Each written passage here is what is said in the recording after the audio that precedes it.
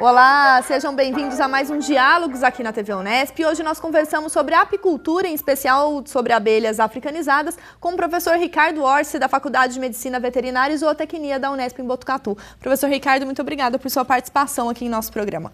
Olá, eu que agradeço. É um privilégio, um prazer estar aqui com vocês e falar um pouquinho sobre abelhas, que é o que eu gosto muito. Professor, abelhas, num sentido geral, mais especificamente das abelhas africanizadas, eu gostaria que o senhor comentasse um pouco como que essas abelhas elas estão aqui nas Américas. Na realidade, essas abelhas elas pertencem ao gênero Apis, a espécie melífera. E ela é uma espécie exótica ao nosso país. Elas foram introduzidas aqui em 1839 por um padre chamado Padre Antônio Carneiro, que trouxe algumas colmeias de Porto, em Portugal, para o Rio de Janeiro. Com o objetivo do quê? De produzir um pouco de mel e produzir cera para confeccionar as velas para as igrejas da época.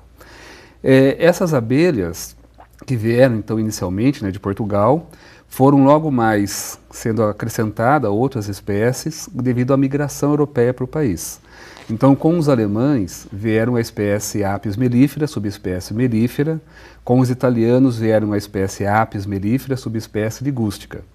E essas abelhas, chamadas assim de uma forma geral abelhas europeias, elas tinham uma característica muito interessante, que era a baixa defensividade.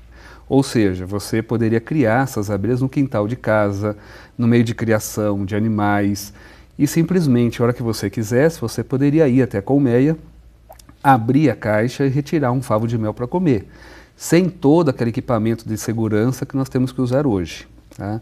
Eu mesmo tive a oportunidade de abrir uma caixa de um enxame de abelha italiana, do jeito que eu estou aqui, sem equipamento de proteção individual algum, uma caixa lá com 40, 50 mil abelhas, e você abre, manuseia, faz o manejo sem risco algum. Então a apicultura que se exercia no Brasil era uma apicultura muito tranquila, mas alguma coisa mudou, porque hoje a gente não trabalha assim tão tranquilamente. Foi em 1956, então um pesquisador da Exalc de Piracicaba, ele fez uma expedição à África e ele entrou em contato lá com a abelha Apis mellifera, subespécie scutellata. E ele ficou muito maravilhado, porque eram abelhas resistentes às variações ambientais, abelhas que soltavam muitos enxames ao longo do ano e abelhas produtivas, tá? Melhor do que as europeias que aqui estavam. Então, com o apoio do governo, ele trouxe algumas subespécies da scutellata para o Brasil, na região de Rio Claro, para fazer estudos de melhoramento genético, adaptação ao clima brasileiro. E existem diversas histórias de como essas abelhas escaparam para o ambiente, mas, independente de qual história seja verdadeira, essas abelhas entraram em contato com as abelhas europeias que aqui estavam. E na Apis mellifera, ela tem uma particularidade muito interessante, porque o zangão, que é o macho, ele nasce por partenogênese. E partenogênese é o nascimento de um novo indivíduo sem que ocorra fecundação. E na Apis mellifera, a partenogênese é do tipo arenótoca, onde vai sempre dar origem a indivíduo do sexo masculino. Então toda a postura da rainha, sem fecundação, dá origem a um indivíduo macho, ao zangão. Então essas abelhas africanas, scutellatas que estavam ali, começaram a liberar para o ambiente zangões com carga genética 100% africana. E esses zangões africanos, eles encontraram naturezas europeias que aqui estavam. E se acasalaram com essas europeias e deram origem a um híbrido, que nós conhecemos hoje como a abelha Apis mellifera africanizada. E essa abelha Apis mellifera africanizada, ela acabou adquirindo uma característica, que eu não comentei ainda, muito particular da abelha africana, que é a alta defensividade. Então, a partir desse momento, quando começou a hibridizar o plantel de abelhas Apis mellíferas aqui no país, nós começamos a ter os problemas de acidentes. Então, muita morte de pessoas, de animais. Por conta da picada dessas abelhas. Por conta da picada, porque eram abelhas que eram muito defensivas. Hoje a gente não fala mais em agressividade da abelha, porque a abelha não agride ninguém. Ela defende o seu território, porque tem cria, tem alimento. Então, se eu entro numa área onde ela entenda que é uma área de defesa, ela vai se defender. Então, essas abelhas africanizadas, quando ela ferroa alguém ou algum animal, ela larga o ferrão na pele. E junto com esse ferrão libera um feromônio, uma substância química que dá um odor que o principal é o isopentilacetato. Então essas abelhas que estão ali na redondeza do enxame, elas vão perceber esse odor e vão fazer uma defesa em grande quantidade de indivíduos. Então esse é o perigo para o ser humano ou para animais, é você entrar num raio de defesa de um enxame, uma abelha vir te ferroar, liberar esse feromônio e aí uma grande quantidade de abelhas vão vir para fazer a defesa, que é a hora que tem o risco de acidente.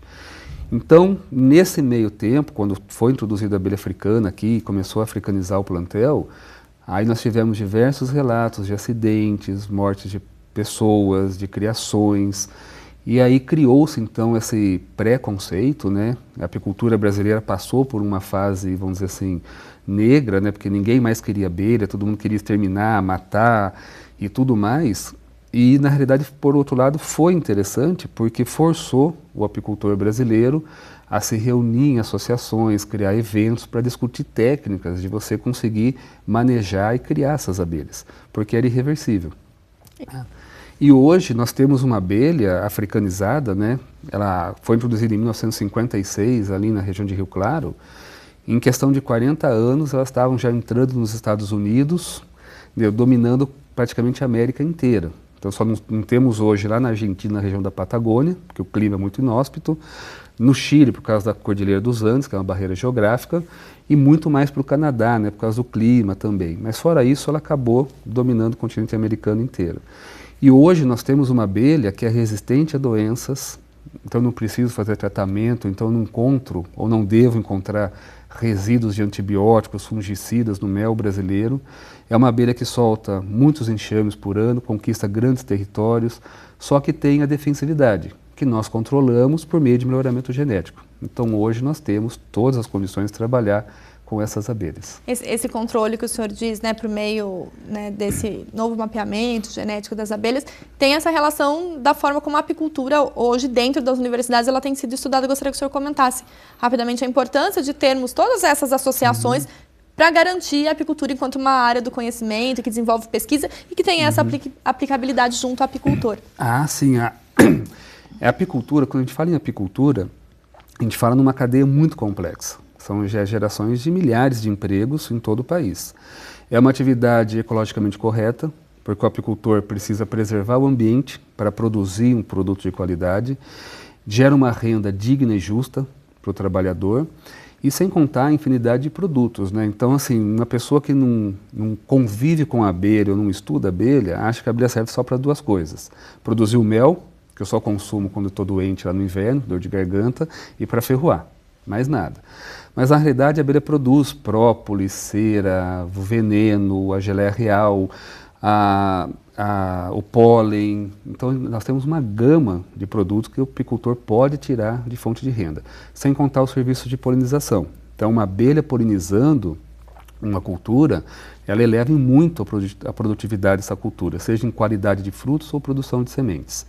Então, estima-se que a abelha ela colabora com bilhões de dólares anuais para o agronegócio, tá? Justamente pela polinização que ela realiza. Então, essa é uma importância muito grande para a apicultura. E as associações hoje que nós temos, na região nós temos várias associações, é muito importante para quê? Para que você consiga dar um reforço para a cadeia, para a base da cadeia da apicultura, para que justamente o apicultor possa brigar por benefícios, né, perante os órgãos competentes, justamente para auxiliar na preservação dessa abelha africanizada. Porque hoje ela entrou para a lista dos animais em risco de extinção. Então, assim, embora muitas pessoas achem que a abelha não vai trazer reflexo algum, num breve futuro, se continuar, nós vamos ter um grande prejuízo em termos de produção de alimentos de origem vegetal e, consequentemente, de origem animal, porque muitos alimentos de origem vegetal são para os animais. Então, nós temos essa preocupação. E na universidade, né, eu vou falar um pouquinho do que nós fazemos lá em Botucatu, a parte de dar essa assessoria, consultoria e estar junto com as associações, né, como nós estamos com as da região, é importante para você fornecer, tirar as dúvidas desses apicultores e fazer pesquisas visando você cada vez mais melhorar os enxames e melhorar a apicultura de uma forma geral. Pensando nessas pesquisas, vocês têm um grupo de estudo, Nectar, mas sobre isso a gente conversa daqui a pouco. Tá bem. O Diálogos faz uma pausa e já volta.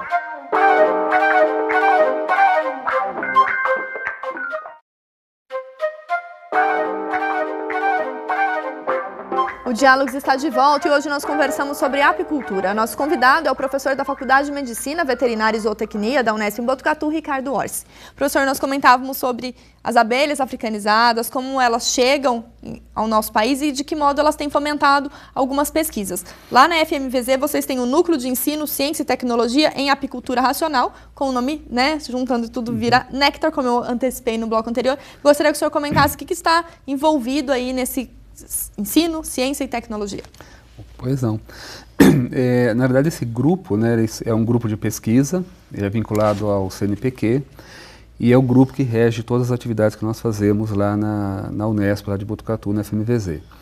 Então, assim, nós temos lá a parte de ensino de graduação, então nós ministramos a disciplina de apicultura para os cursos de zootecnia, agronomia. Nós temos a pós-graduação, né, tanto as dissertações em nível de mestrado e as teses de doutorado e pós-doutorado. E nós fazemos a parte de extensão.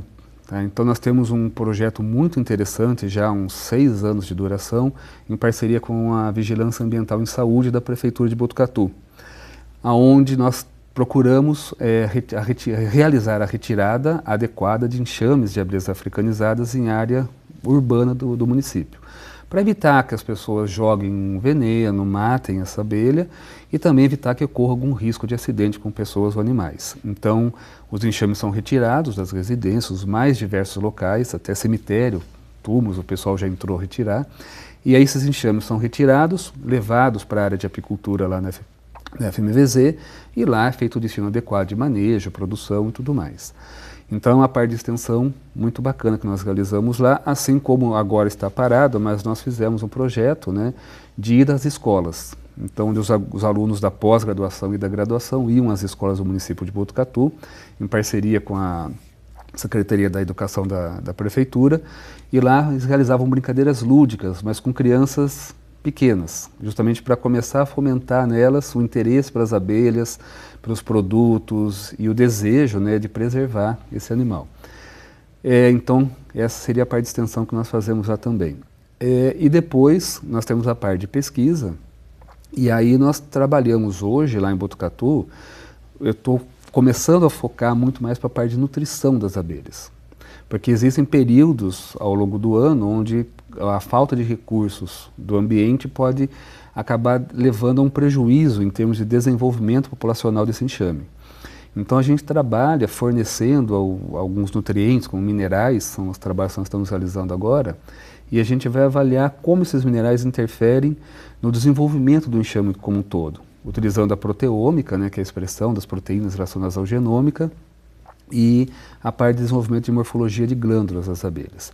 Então nós fazemos parcerias, né, com o Departamento de Morfologia do Instituto de Biociência, Departamento de Química e Bioquímica, porque são parcerias com amigos, né, justamente para a gente conseguir ter um leque maior de estudo e tentar chegar a vamos dizer assim, uma ração ideal que você consiga desenvolver esse enxame ou mantê-lo em épocas de escassez do ambiente. Também trabalhamos lá com a parte de genética, né, que começou, na realidade, com um ex-aluno, né, que defendeu o doutorado em abril desse ano, agora o doutor Samir Kadri, onde a gente começou a trabalhar em parceria com o professor Paulo Ribola, lá do Departamento de Parasitologia do Instituto, tentando avaliar como que alguns manejos do dia a dia que nós fazíamos poderiam interferir e levar a um estresse desse enxame, que consequentemente acabaria levando a um prejuízo dentro da linha geral de bem-estar animal. Então a gente achou a ferramenta de avaliar a expressão de genes relacionados a esse estresse. Então nós temos feito algumas pesquisas nessa linha também, para tentar achar um manejo adequado, algumas técnicas de manejo adequado para repassar para os apicultores, para que eles então acabem causando o mínimo possível de dano para essa colmeia. E também trabalhamos lá com a parte de aptoxina. Então, em parceria com o CEVAP, lá de Botucatu, né, a gente faz as pesquisas de base para tentar achar técnicas adequadas de colheita da aptoxina, do veneno das abelhas, sem causar grandes danos para esse enxame. Então, hoje, são basicamente essas 3 linhas, e associadas a essas 3 linhas, a gente também trabalha com o efeito de alguns agroquímicos sobre as abelhas. Então, hoje um grande problema é, né, o uso indiscriminado, sem controle de agroquímicos no campo, né, que acaba afetando essas abelhas. Então a gente estuda como que isso estaria afetando termos de comportamento, deslocamento da abelha, também junto com a parte de glândula, proteômica e tudo mais. E um trabalho que assim, que é um trabalho fora do que as linhas de pesquisa que nós seguimos lá, é o uso da própolis no bem-estar animal. Então tem uma doutoranda lá também, a Cíntia, que está trabalhando com essa parte de própolis na ração para papagaio, psitacídeos, e está vendo que realmente acaba mantidos em cativeiro e que acaba deixando o animal num bem-estar geral melhor, né? Então, que tem algum efeito também no bem-estar humano e animal. Então são linhas de pesquisa que a gente procura sempre dar alguma aplicabilidade. Então tentar pôr uma ração adequada para o apicultor, tentar gerar um produto para que quem tenha papagaio legalizado consiga dar um alimento melhor, para que ele fique melhor em bem-estar. Então são as linhas de pesquisa que a gente está conduzindo hoje lá na Unesp de Botucatu. O senhor comentou a pesquisa do Samir Kadri, que defendeu a sua tese de doutorado, e essa pesquisa ela teve um impacto científico muito grande, porque ela teve uma publicação na Nature, mas nós vamos conversar então no ponto de contato com o Samir Kadri para saber um pouco mais sobre a pesquisa dele. Vamos ouvi-lo. Durante o meu doutorado, o trabalho foi então trabalhar fazendo o sequenciamento do genoma da abelha africanizada, que é a abelha que a gente tem no Brasil, não só no Brasil, na América do Sul, na América Central e uma parte da América do Norte, para trabalhar mais, propriamente dito, com a parte a defensividade dos enxames. Porque a gente sabe que hoje em dia a abelha africanizada ela tem um alto comportamento defensivo, que é uma característica própria dela. Dentro desse trabalho da minha tese de doutorado, no último mês a gente publicou então na Scientific Data do grupo Nature um banco de dados de todos os SNPs existentes no genoma completo da abelha africanizada, totalizando em torno de 3 milhões e 600 mil SNPs, polimorfismos, e desses 3 milhões e 600 mil polimorfismos se diferem da linhagem norte-americana que até então foi publicada e tem disponível no NCBI, em torno de 155 mil SNPs, eles se encontram dentro de sequências de genes, que hoje estão disponíveis, os genes anotados disponíveis da apelífera, e desses genes, 11.365 genes são alterados a sua expressão na nossa linhagem de abelha africanizada, diferenciando da linhagem norte-americana, que hoje tem o genoma disponível no NCBI. Então, a grosso modo, isso foi a publicação da Scientific Data. Da minha tese de doutorado ainda tem outros trabalhos que estão para sair, né, que seria mais um Genome-Wide Association Studies na parte de agressividade, para compreender da onde que vem esse comportamento defensivo da abelha africanizada, se ele vem das linhagens, das sublinhagens subespécies europeias, ou se vem propriamente da subespécie africana, quais os cromossomos que tem os CTLs que proferem essa característica para a nossa abelha africanizada, para saber mais essa parte do comportamento defensivo, para poder voltar ter uma resposta direta a campo para apicultores, porque todo apicultor ele quer trabalhar com uma abelha com uma alta produção de mel, porém com baixo comportamento defensivo. Ninguém quer levar voada, né, da abelha. Então, assim, no geral, então foi isso a publicação, e essa publicação está tendo um impacto muito grande. Em apenas um mês da publicação já tiveram 600 acessos a essa publicação. No entanto, que ela ficou na primeira, na última semana ela estava na primeira página do Scientific Data, por ser mais acessado. E esse impacto direto que ela tem na área acadêmica, né, atualmente, é porque é o banco de dados com maior informação que a gente tem hoje do genoma da abelha africanizada, uma vez que qualquer pessoa que for trabalhar com a abelha africanizada, está presente em todas as Américas, ela pode se basear nessas mutações, então nesses polimorfismos, né, propriamente dito, né, para poder basear em alguns outros estudos científicos, ou trabalhar com características, trabalhar com a parte de genômica em ciências sociais e diversos outros estudos populacionais que não ser feitos a partir dessa publicação.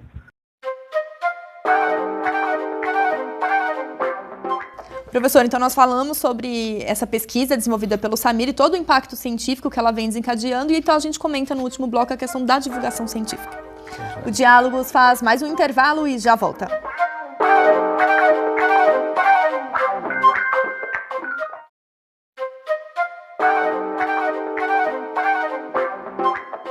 O O Diálogos está de volta e hoje nós conversamos sobre apicultura, em especial os estudos feitos com as abelhas africanizadas, com o professor Ricardo Orsi, da Unesp, em Botucatu. Professor, nós ouvimos no último bloco o seu orientando, o Samir, sobre uma pesquisa envolvendo a questão do genoma dessas abelhas africanizadas. Eu gostaria que o senhor comentasse um pouco a importância de termos esses jovens, né, atuantes nessas pesquisas e fazendo descobertas científicas que têm um impacto nacional e internacional. Sim, na realidade, a gente tem procurado fazer isso lá, né, no nosso grupo Néctar, pesquisas que realmente você leve a uma resposta para o produtor e também gere um impacto, né, para a comunidade científica. Então, um exemplo, né, que é o próprio Dr. Samir fez, que ele fez na realidade um estágio de doutorado com o auxílio da FAPESP na Universidade de York, lá no Canadá, sobre a tutela lá na época do professor Amir Zayed. E o que ele fez, que é uma coisa assim que é inédita, ele fez um mapeamento completo do genoma da abelha africanizada. Até então nós tínhamos em literatura apenas alguns pequenos pedaços desse genoma, mas nada completo, como ele mesmo explicou. Então isso é muito interessante, porque esse trabalho a partir de agora passa a servir de base para a comunidade científica, porque as nossas abelhas aqui são africanizadas. Então nós podemos conhecer essas regiões de variações do genoma que realmente pode nos dar alterações em termos de expressão de proteínas e respostas fisiológicas comportamentais nessas abelhas africanizadas. Então é um trabalho, né, que tanto que a gente conseguiu publicar no grupo Nature, que realmente dá um impacto muito grande para a área. Assim como outras pesquisas, né, com a parte de proteômica, nutrição, que são todos trabalhos que vão ser divulgados em revistas de impacto da comunidade científica, justamente para a gente consiga não apenas fazer uma pesquisa que fique engavetada, mas uma pesquisa, né, que realmente leve um benefício para a sociedade, e a gente tenta, na realidade, fazer jus ao investimento do dinheiro público que nós recebemos. Tá? Dar uma resposta para a sociedade em termos de você conseguir realizar ou entender melhor, né, as abelhas, nesse caso as africanizadas, e com isso a gente consiga sempre preservá-las e manter os enxames e estimular o crescimento desses enxames para que, se Deus quiser, logo elas saiam dessa lista de animais em risco de extinção. Então é o que nós temos procurado fazer lá em Botucatu. Professor, além desse grupo de estudo Néctar, você também é presidente de uma associação, organização sobre apicultura. Gostaria que você comentasse um pouco da importância, né, de estarmos unidos em defesa dessas abelhas. Presidente não, na verdade eu participei da fundação, né, da Associação de Apicultores do Polo Cuesta, CRA de Itatinga, e da fundação da Associação de Apicultores de Botucatu. Tá? Então tenho os grandes amigos lá, né, os apicultores, e foi um privilégio, na verdade, participar toda essa organização aí com eles, e sem contar o contato com diversas associações do Estado de São Paulo e outros estados. O meu contato maior com a apicultura nacional é como membro, né, do Comitê Científico Nacional, junto à Confederação Brasileira de Apicultura, tá, que é a CBA, aonde então os pesquisadores do Brasil tentam sempre procurar elaborar, vamos dizer assim, artifícios para fomentar o crescimento da cadeia da apicultura no país, e principalmente essa organização da base da cadeia. O estado de São Paulo ainda é mais organizado, Minas, os estados do sul do país, mas quando a gente pega outras regiões, ainda você precisa fomentar essa organização e esse crescimento. Então é também um grande prazer estar lá com grandes amigos, né? A presidente do comitê, a professora Lídia Barreto, lá da Universidade de Taubaté, uma grande amiga, colega, minha amiga de doutorado aqui na Unesp. Então a gente tenta trabalhar com isso e fomentar a apicultura no país. E tem sido possível ter esse apoio junto ali aos apicultores no sentido de garantir essa cadeia, então, professor? Sim. Não, os apicultores são fantásticos. Então, lógico, tem as divergências, as diferenças dentro de uma associação, mas todos amam a abelha, né? Não tem como não gostar. Então você conversa com qualquer um, por mais que ele divirja de opinião do colega, mas o objetivo comum é o mesmo, é a abelha. Ele adora trabalhar com aquilo, é a vida, a paixão dele. Então tudo que você precisa de retorno deles, você sempre consegue. Ainda mais quando são amigos, né? Então é muito prazeroso você ter essa via de duas mãos, né, na universidade para os produtores da universidade, para que a gente consiga gerar demandas, levar respostas para eles. E também a gente precisa às vezes muito deles, né, para coleta de amostras, para pesquisa, e sempre eles são muito solícitos a isso, então é muito bacana. trabalhar isso. E essas medidas de segurança que o senhor comentou no primeiro bloco, que hoje são necessárias por uma questão de mecanismo de defesa dessas abelhas africanizadas, são respeitadas? As pessoas têm essa sensibilização da importância disso? Sim. Então, assim, porque hoje trabalhar com abelha africanizada, sem o EPI, que é o macacão completo do apicultor, tá, com luvas, bota, máscara, e sem o uso do fumigador para fazer uma fumaça adequada, você não consegue trabalhar. A fumaça reduz a defensividade, é uma coisa impressionante, a abelha fica mais calma, você faz todo o manejo adequado, e o próprio macacão do apicultor, né, que te protege de ferroadas e de possíveis acidentes. Então, hoje os apicultores, quem trabalha com apicultura, sem isso daí não trabalha de forma alguma. E todos usam porque não consegue trabalhar sem. E há interesse crescente dos alunos também. Se pensar um aluno que ingressa hoje na faculdade de medicina veterinária, seja no curso de zootecnia, seja no curso de agronomia, onde também o senhor leciona, tem esse interesse crescente em entender essas abelhas para ir muito além do mel e da ferroada, como o senhor comentou? Tem. Graças a Deus hoje nós temos muita procura por alunos da engenharia florestal, da agronomia, da biologia, da veterinária, da zootecnia, para entender mais, né, as disciplinas, buscam a disciplina de apicultura, para entender. Porque eu sempre brinco com eles, né, mesmo num grupo tão eclético, né, cada um vai seguir uma área de maior interesse, mas a hora que você entra em contato com as abelhas não tem como não se apaixonar, mesmo que você nunca vá trabalhar com elas. Então eles vêm buscar essa informação extra, entender um pouquinho mais da biologia, comportamento dessas abelhas, as técnicas de manejo para cada produto que eu posso tirar. Então, assim, tem sido muito bacana, porque eles buscam a disciplina, buscam estágios na área, e a gente tem uma estrutura lá em Botucatu muito boa, né, lógico, sempre, nunca fica perfeita, né, mas muito boa para a gente propiciar aos esses alunos todo o entendimento de como trabalhar, como se portar no manejo de enxames, como usar a fumaça de forma adequada, quais são todas as técnicas de produção de cada coisa que eu quero tirar dessa colmeia, entender o comportamento, biologia, nutrição. Então tem vindo o pessoal, os alunos procuram, um pessoal muito interessado em conhecer um pouco mais sobre as abelhas. Professor, que a gente possa, então, cada vez mais conhecer e desbravar esse mundo das abelhas e se apaixonar, como o senhor mesmo disse, já que é apaixonante. É apaixonante. Muito obrigada, professor. Imagina, eu que agradeço, foi um grande prazer. Né? É sempre um grande prazer poder falar sobre as abelhas. Aí eu agradeço mais uma vez o convite e foi uma grande satisfação estar aqui com vocês hoje. A gente que agradece. Muito obrigada. Imagina, obrigado. O Diálogos de hoje fica por aqui. Se você quiser rever esse programa e entender um pouco mais sobre a apicultura e as abelhas africanizadas, acesse o nosso site. Obrigada pela companhia e até a próxima.